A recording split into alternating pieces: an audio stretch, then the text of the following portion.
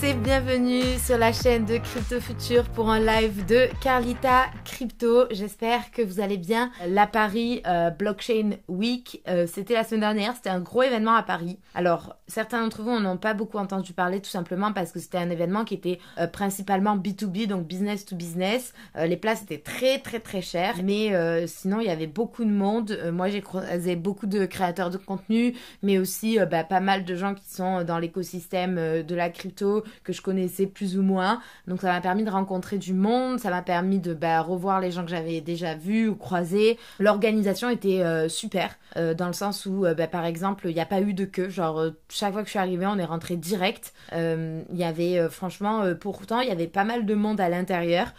C'était hyper cool, c'était au musée du Louvre. Alors bon, ils ont un peu survendu le musée du Louvre puisque c'était pas vraiment dans le musée, c'était dans les salles du Carrousel, mais après effectivement c'est vrai que sur toutes les communications c'était marqué salle du Carrousel du Louvre et pas musée du Louvre, mais comme on avait vu plein d'images on avait un peu peut-être confondu pour certains. En tout cas l'organisation était top, les repas étaient très bons puisque en fait il y avait des repas, enfin vous savez il y avait des buffets etc, donc c'était très cool.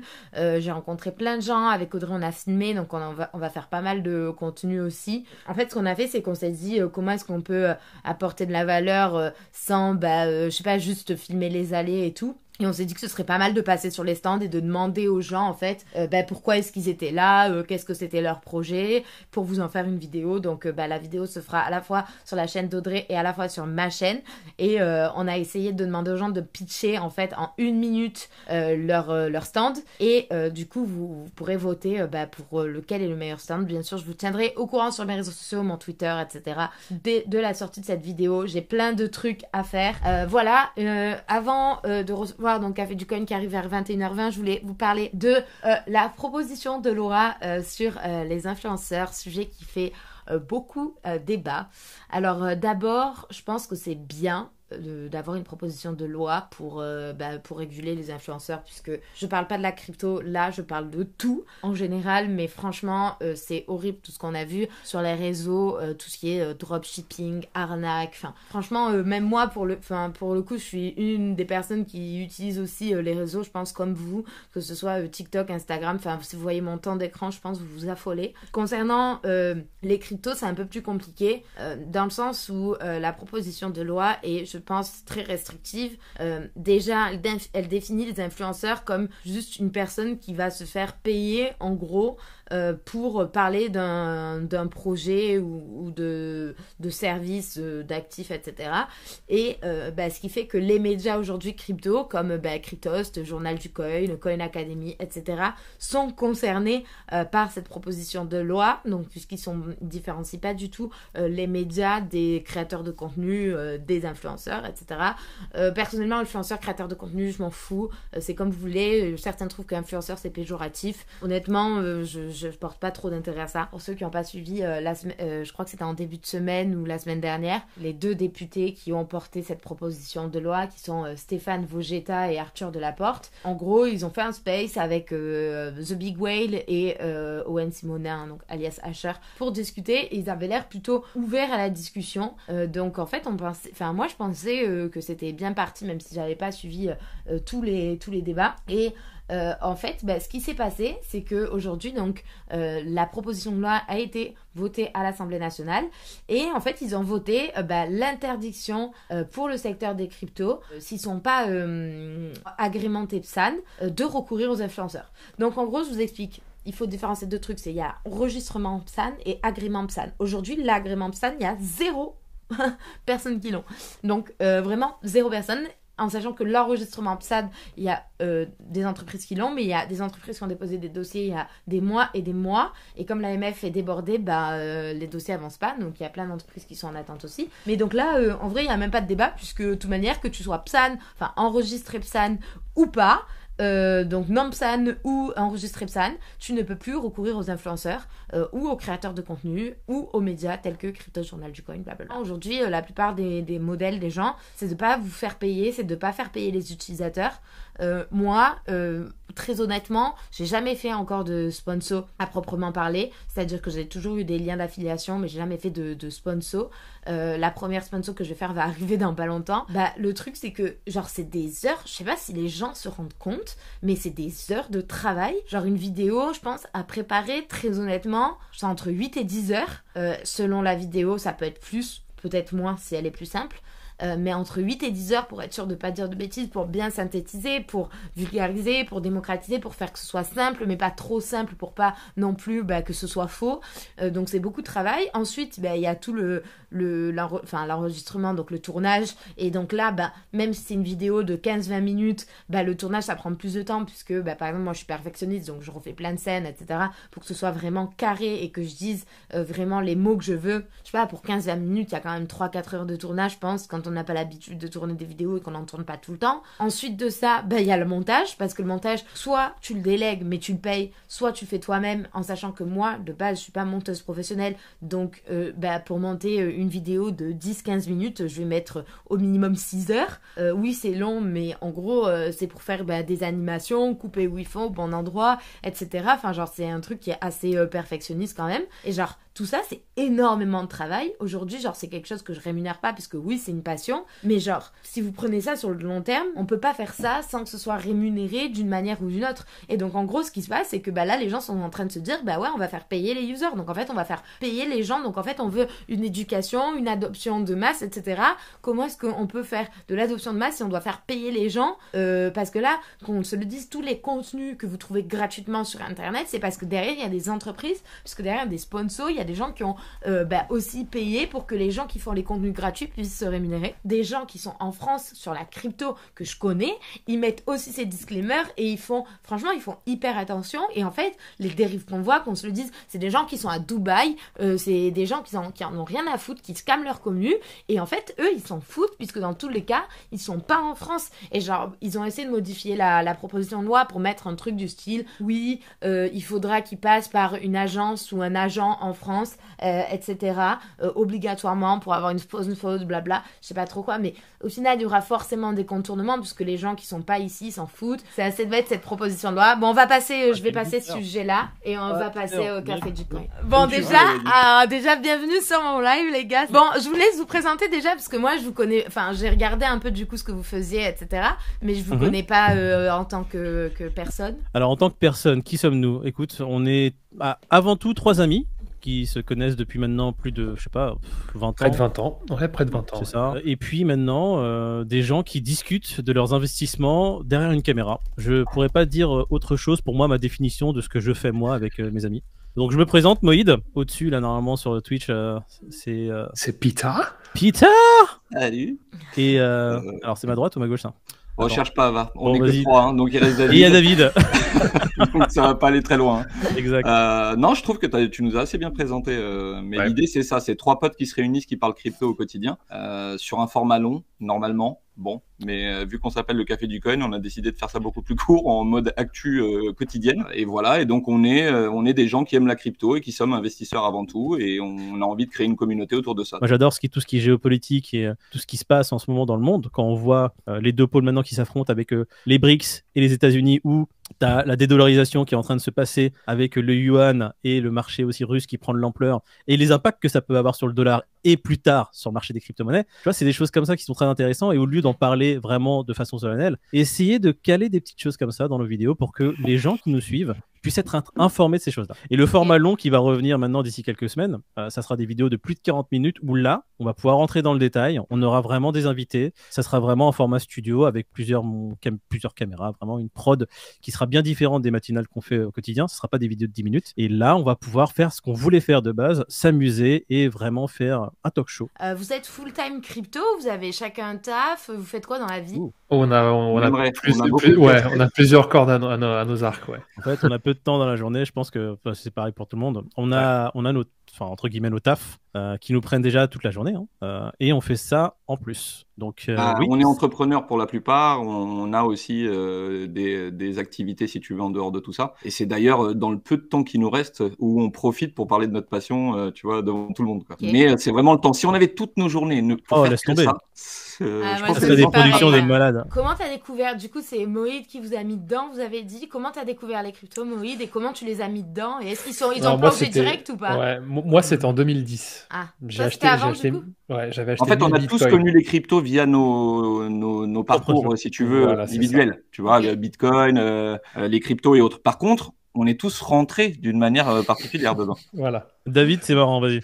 Moi, en 2010... La drogue. La drogue, le dark web. Pardon, excuse-moi, c'est une autre histoire. Non, mais l'autre histoire, pardon, l'autre histoire. La seconde. L'officiel. Alors, j'avais perdu ma clé de voiture et le constructeur m'avait demandé 1300 € pour la clé. Et sur un forum, on m'a dit, tu vas sur le dark web, tu donnes le numéro de série de ta voiture et il te faut une clé pour 300 €. Donc, c'était 300 €, ce qui équivalait à 1000 bitcoins. Donc, j'ai acheté 1000 bitcoins que j'ai envoyé au gars qui m'a envoyé la clé. Et je n'ai plus aucune poussière de bitcoin. C'était 1000 que j'ai envoyé. Ni la voiture, ouais, la voiture, je l'ai vendue. Elle t'a coûté cher la clé au final, hein. Plus que 1030. Après, comme je disais à Moïd Epid, j'ai un ami, pour le coup, il en avait un peu plus de 1000 et lui, son but, c'était de tout sortir à 1000 $. Donc il a pris son million et voilà, terminé. Donc il est un peu dégoûté, mais d'un autre côté, bon, ça lui a permis de faire d'autres choses. Non, parce que en fait, regarde, c'est justement ça en fait. C'est aussi en fait l'aspect le plus important quand tu investis de l'argent. Et au-delà de conseiller nous des cryptos aux gens, moi en fait ce que j'adore, c'est la psychologie derrière qu'il y a chez l'être humain, et la psychologie de l'investissement qui pour moi est la partie la plus importante, au-delà de connaître comment faire un investissement, comment le garder, etc. La psychologie de l'investissement, c'est quelque chose qui se travaille, et la chose qu'on répète à chaque fois, de toute façon à toute notre audience, c'est quand vous faites un investissement, il faut avoir un plan de base. Pourquoi on achète, jusqu'à quand, qu'est-ce qu'on compte faire avec cet investissement et quel va être le plan global du coup. Et de se tenir au plan, c'est ne pas dévier. Bien sûr que ça s'adapte un plan, mais en soi, tu as un plan d'entrée, de sortie, tu sais ce que tu fais, tu sais pourquoi tu es là. Et l'idée, c'est que quand tout va partir ou autre, que tu sois pas surpris finalement et débordé par tes émotions, et ce qui t'amène souvent à faire n'importe quoi. Alors moi, j'ai entendu parler de crypto via le poker en soi, un peu comme Moïd, 2016-2017, parce qu'il y a dans la communauté du poker, il y a énormément de gens qui sont fans de crypto. Oui, beaucoup. Donc, moi, c'est comme ça que j'ai entendu parler et autres. Sauf qu'à l'époque, qu'est-ce que je pouvais en faire? En tout cas, moi, j'avais l'image des médias, c'est-à-dire tu vas sur le dark web, tu achètes des armes, des clés de voiture, apparemment, de la drogue. Et du coup, je suis passé à autre chose. Voilà, comme je le disais tout à l'heure, on a tous plein d'activités et bon, c'est compliqué aussi. Hein. Mais courant 2020, crash Covid, et là, il y a eu et là, c'est Moïd qui s'est réveillé dans le groupe qu'on a en commun et qui nous a dit les gars, il y a des opportunités là. Les gars, c'est maintenant. Là, quand même magnifique que tu m'as raconté, s'il te plaît. De sushi, le sushi. Oui, attends, tu m'envoies un vocal pour me dire Moïd, Peter qui m'envoie un vocal pour me dire Moïd, on m'a parlé de sushi swap, pancake swap, pancake sushi, c'est bien comme crypto, parce qu'il savait que j'avais investi dans la crypto il y a plusieurs années. Et donc de nulle part, je reçois un message comme ça, ouais, sushi, crypto, c'est bien. Il m'a dit c'est un gros scam. Non mais moi, il faut savoir que j'avais l'expérience de 2016-2017. Je suis arrivé dans la crypto et j'étais comme tout le monde, j'ai acheté tout et n'importe quoi. J'ai acheté des tokens qui existent toujours aujourd'hui, mais qui ont perdu 99,99999% de leur valeur. Donc du coup, lui, il vient, il me parle d'un nom de crypto qui paraît tellement scammy en fait. Ouais. Pancake swap, sushi swap, t'as des sushis, t'as des pancakes. Dis que t'as voulu me protéger, dis-le. Ouais, je l'ai appelé direct, j'ai fait, c'est un scam, barre-toi. Pendant 1h30, on a parlé. Et de cette conversation, on a fait un groupe et c'était Peter, moi, David et 2 autres personnes. Et de nos conversations qu'on a commencées, en l'espace de quelques mois, on s'est dit, créons une chaîne. On parlait beaucoup horlogerie, parce que Pete et moi, on est un peu des bousillés d'horlogerie. Okay. Et Moïd est venu peu à peu. Et le truc, c'est que... c'est un domaine d'investissement comme un autre, quoi. Voilà, c'est ça. Moïd apprend vite. Également. Et Moïd a... Mais il en avait marre de parler d'horlogerie, du coup, il a dit, venez en parler. Non, c'est surtout que Moïd, il a les moyens de ses ambitions. Donc, quand on lui dit, telle montre, c'est une bonne affaire, même si ça vaut un certain prix, il y va parce qu'il nous fait confiance, etc. Ouais. Et ensuite, c'est Moïd qui nous a dit, les gars, les montres, c'est bien, mais il faut penser à diversifier. Du coup, il nous a parlé du PEA, donc les actions Total, L'Oréal, etc. Et en fait, le Dogecoin, on a fait je sais plus, x20 ou x30, et on s'est dit, mais c'est trop bien la crypto, en fait, c'est mieux. Merci Elon Musk, t'étais vraiment mon ami. Mais question du coup, Carla, tu m'as dit, t'es principalement créatrice de contenu. Ouais. Tu as investi aussi dans la crypto-monnaie, Oui, même si bah tu as investi oui, au top ça- et que ton portefeuille là doit être à moins 90 comme beaucoup de gens. Mais c'est pas grave, il faut que tu gardes Lisse ton prix. tu lisses, tu fais un petit DCA pour lisser, tu verras que d'ici 2-3 ans, ça sera très bien. Oui. Mais est-ce que tu es aussi DPCE, investi dans le secteur primaire boursier? Non, j'ai pas investi en bourse. Bah, en fait, tu vois, déjà, moi, quand je suis rentrée dans la crypto, j'avais aucune notion d'investissement. Genre zéro, mais zéro. Je savais même pas ce que c'était investir. Moi, on m'a dit, Carla, tu épargnes. Je dis, oui, tu vois. C'est un bon début. Et du coup, j'avais pas de notion d'investissement. Du coup, je suis arrivée dans la crypto. J'avais pas de notion de money management. Du coup, j'ai vu des NFT. Ils coûtaient 1000 €. J'ai dit, vas-y, un tiers de mes économies, j'ai mis sur un NFT. Rug pull. Allez, merci. Au revoir. Ouais, mais moi, c'était catastrophe sur catastrophe. Mais en vrai, je pense que c'est comme ça que je me suis intéressée. Enfin, tu vois, je pense que la plupart des gens, en vrai, si la tech m'intéressait pas derrière, si tout le truc m'intéressait pas et si je croyais pas vraiment aux valeurs de la crypto et autres, je pense que je serais partie depuis longtemps, tu vois. Et c'est plus une histoire de... Après, j'ai appris de mes erreurs, on va dire, j'ai appris de mes erreurs. Et il y a plein de trucs, tu vois, que j'ai fait avant, mais non, je sais qu'il faut pas faire, etc.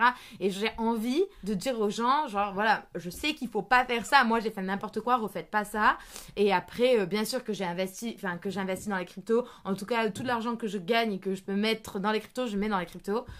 Diversifier, je le ferai aussi, tu vois. Mais après, c'est difficile quand t'es en alternance et que tu gagnes pas. Enfin, moi, je gagne pas des milliers. Tu peux pas être partout. Enfin, ça sert à rien de mettre 1 € sur chaque truc, tu vois. Je préfère mettre tout dans Bitcoin, Ethereum ou aller un petit pourcentage dans des alts ou des trucs où je crois vraiment que me diversifier, tu vois. Ouais, je peux te poser une question peut-être indiscrète? Ouais, vas-y. T'as quel âge? 24. J'allais dire 23. C'est bon. J'allais dire 23. Je viens d'avoir 24. Non, mais c'est parfait. Alors, j'ai envie de te dire, entre 20 et 30 ans, vas-y, c'est bon, fonce. Hein. En soi, il faut faire attention quand... C'est pas l'âge qui va déterminer en fait le degré de risque. La situation, c'est ta situation. Je vais m'expliquer. Quand t'as entre 20 et 30 ans, on estime que t'as pas forcément encore de famille, t'es encore jeune et t'as encore beaucoup d'années devant toi pour même rattraper les erreurs que tu peux faire. Donc du coup, quand t'as 20-30 ans, même quand tu fais ton portefeuille, même s'il doit être diversifié, tu peux être beaucoup plus agressif. Là où des gens trentenaires ou quarantenaires vont avoir un portefeuille avec 70% d'allocation dans du safe, donc dans un secteur primaire avec des valeurs qui sont très sûres, qui sur les 20 dernières années ont vraiment été très stables, et on va dire 20% dans du moins sûr et 10% dans du gamble. 20 ans, vas-y, all-in. Ouais, mais bon. ouais, c'est du... Ben, en fait, ça dépend de ton type de profil, mais moi, je suis d'accord avec toi, tu vois. Parce que si, en vrai, tu vois, genre, moi, tout l'argent que j'ai, très honnêtement, je vais quasi... Enfin, je sais, ne faites pas ça, les gens. Mettez que ce que vous êtes prêts à perdre dans la crypto. Mais moi, je mets tout dans la crypto parce que, tu vois, si jamais... Mais t'es prêt à perdre tout ton argent, voilà, c'est ça, en fait. C'est que, en plus, il n'y a pas de truc... Demain, je perds tout. Bitcoin, c'est un gros scam. La crypto, c'est un scam. On nous a menti, tu vois. Bah, la vérité, c'est pas grave, tu vois.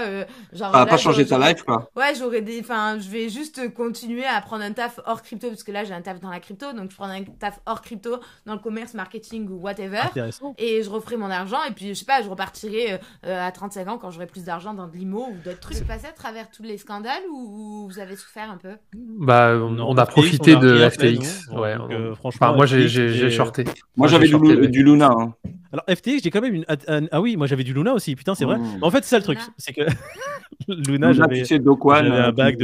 j'avais un bag à 5 chiffres qui a disparu aujourd'hui. C'est aussi simple que ça. Ah bah oui, là, aujourd'hui, c'est 5 décimales. Non, j'étais pas exposé. Le truc, c'est que ça...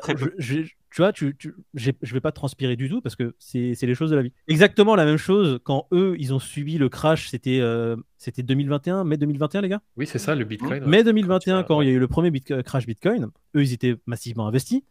C'était qu'est-ce qu'on fait, comment on fait, et le simple fait de dire, les gars, on est là pour le long terme. Les projets, le plan, c'était quoi? C'était du long terme, 3 à 5 ans. Ce qui se passe, c'est que du bruit passager. Calmons-nous. Mais rappelle-toi que les 50 cryptos qu'on avait, qui étaient toutes long terme, c'était tous des super projets, que tu n'avais pas digue, et tout était génial. Hein. C'était censé révolutionner tous les secteurs, nous, tout ce qu'on a pris. Hein. Ouais. Bon, bah, quand c'est bien descendu, crois-moi que tu fais vite des choix. Hein. Tu te dis, celui-là, il remontera jamais. Ouais, puis aussi, tu vois, il y a des moments où je pense qu'il faut savoir encaisser sa perte. Genre, dans le sens où, ok, t'as un plan 5-10 ans, mais quand tu vois que le truc se pète la gueule et que clairement en fait tu viens de dig et que tu te rends compte que derrière il y a rien qui va et que justement les fondateurs sont à Dubaï et qui mettent des photos au bord d'une piscine, modifie un peu. Déjà ça pue Carla là.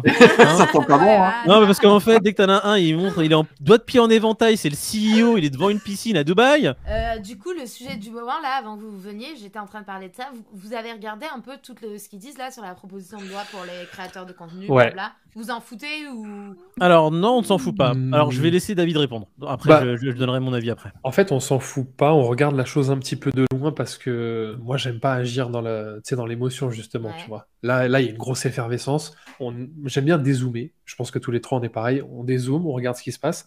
Le truc c'est que nous on fait aucun partenariat, on monétise pas nos vidéos comme dit Moïd, mais effectivement on regarde des gens honnêtes, qui monétisent, qui font des partenariats qui sont honnêtes aussi. Et du coup, c'est compliqué. Et l'ennui, moi, ce qui m'emmerde profondément, c'est que si je me fais taper en France, je vais dans un autre pays et je fais mon scam dans un autre pays et il n'y a rien, tu vois. Et moi, c'est ça qui m'embête, tu vois. Parce qu'aujourd'hui, celui qui fait un scam et qui prend des millions, il est libre et il peut aller où il veut, tu vois. Ouais. Et c'est plus ça qui m'embête, en fait. Et quelles sont les autres alternatives ? En fait, t'en as plein. T'as celles dont je parle et qui sont très bien, surtout quand ils ont une communauté qui les soutienne. Ouais. Ensuite, tu peux tout simplement faire un site internet dans lequel tu crées des contenus autour de justement ce domaine-là. Et en soi, c'est un autre business. C'est pas forcément ton travail, mais à travers ton travail, tu fais découvrir une plateforme à tes viewers. Et si la plateforme leur plaît, via cette plateforme-là, tu peux créer une monétisation sur du trafic ou autre. Bon, après, c'est on va dire, un partenariat détourné, mais ça reste pas la même chose que nous qui parlons de quelque chose. Ils doivent lire, ils doivent s'informer. C'est un autre travail mental.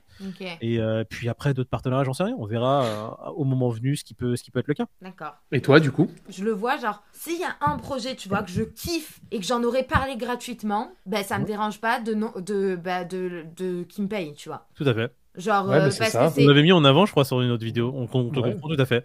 Mais le but, c'est aussi de leur dire, écoutez, si un jour votre projet il part en cacahuète, on va prendre l'exemple de, je sais pas moi, Atom. Non, mais de toute manière, genre, si je fais des partenariats, tu vois, genre, je garde, en tout cas, je fais tout. Puis en plus, j'ai un taf dans la crypto, donc j'ai aussi accès à des juristes, etc., qui me permettent de relire mes contrats si j'ai besoin, etc.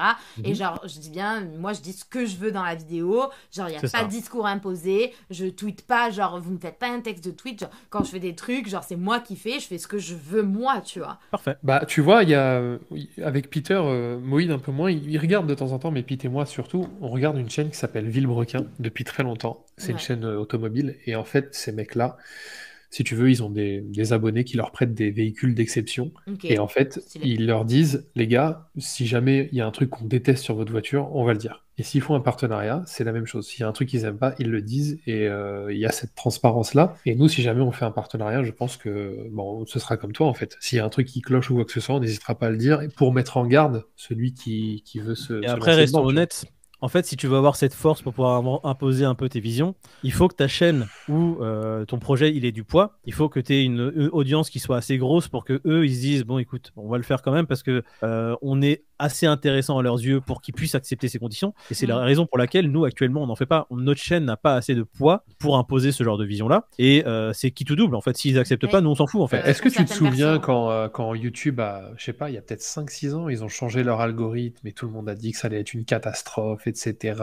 Et on s'adaptera en fait, c'est tout. Je pense que... Non, mais au-delà de ça, les gars, on est quand même sur un marché qui est naissant, hein, c'est pas vieux et autres. Et moi, j'ai entendu un son de cloche que je partage, même si c'est pas. Enfin, je pense que c'est un bon complément, c'est de se dire que ça passera peut-être par là l'adoption. Il faut une réglementation. Il faut une réglementation. Alors, oui, ça va être laquelle. Mais pour le grand public, en tous les cas, ça passera par ce genre de truc. Il faut que ce soit régi, si tu veux. Même si nous, effectivement, moi, la première chose que je vois, c'est que quelque part, ça limite plus qu'autre chose. Moi, ce que je vois, c'est qu'il faut une réglementation, genre je suis 100% d'accord, tu vois, genre même 1 000 000% d'accord, mais genre juste quand je me dis, genre aujourd'hui tous les médias, tu vois, parce que c'est même pas que les influenceurs, c'est aussi tout ce qui est journaux crypto, donc les gens en gros, parce que tu vois aujourd'hui l'adoption, on va pas se mentir, 80% des Français, ils savent pas parler anglais et regardent des trucs en français, donc du coup en fait ils vont regarder des journaux comme Journal du Coin, Cryptost, Coin Academy, etc. Et ben ces gens-là, genre si le truc il passe vraiment tel qu'il est, etc., ils vont devoir soit rendre leur contenu payant pour les utilisateurs et du coup bah ça favorise en rien l'éducation ni l'adoption parce que les gens vont pas payer à part s'ils sont déjà dedans, tu vois. Soit ils vont devoir je sais pas se barrer quoi, tu vois. Non, encore pire, ils vont écouter les vidéos de rug puller Dubaïot qui vont leur vendre de la merde et qui vont s'enfoncer encore plus. En fait, c'est ça, la réglementation, je suis absolument pas contre. Je veux une réglementation qui soit intelligente. Pour moi, le fait de dire que les influenceurs en France ou les créateurs de contenu en France ne peuvent plus se faire monnayer par des entreprises crypto, ça ne va absolument pas aider à l'adoption de la crypto-monnaie. Le mec, il va pas se dire, Jean, oh mon Dieu, oui, la loi est passée, je vais m'intéresser au Bitcoin. C'est bizarre, l'adoption se fait chez moi. Non. D'ailleurs, j'ai une question. Est-ce que vous avez déjà eu des mauvais commentaires ou des méchants commentaires de méchantes personnes et est-ce que vous avez géré, vous avez fait comment? J'ai perdu une main à force de manger ma main pour pas répondre.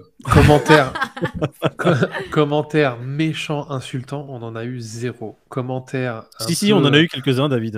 Ouais. Ça nous atteint pas, mais quand on est traité de. En fait, le filtre YouTube fait son rôle aussi. On les voit pas tous passer. Okay. Et des commentaires méchants, insultants depuis notre genèse. Des commentaires qui nous ont vénère. Ouais, qui nous ont vénère. 3-4. On s'est dit. Est-ce qu'on lui répond? Ouais, allez. Fourchette. Et c'est toujours la même chose. C'est vrai qu'on se l'envoie en screen. Et en fait, on n'est pas en face de nous, hein, parce que moi, quand je prends le téléphone, je suis comme ça. Mais j'ai l'impression d'avoir Peter et David en face de moi et je suis comme ça, je fais, on fait quoi? Et franchement, une boule de nerfs. Et après, tu vois, tu respires et à chaque fois, il y en a un pour attraper l'autre. Voilà. En général, on répond jamais, mais on se répond entre nous et je peux t'assurer qu'on a des réponses qui mériteraient d'être publiées tellement elles sont fortes. Ouais, mais en fait, vraiment, si elles sont publiées, on est ban à vie, pas seulement de Twitch, YouTube, mais de la vie en elle-même. Je sais pas, mais il y en a qui seraient tellement drôles à répondre et on le fait pas parce que voilà, c'est particulier. Quelque chose. Il faut savoir qu'on a des haters qui ont commencé à nous suivre quelques mois après le début de Ça y est, vous êtes famous là. Alors attends, non, attends, c'est drôle.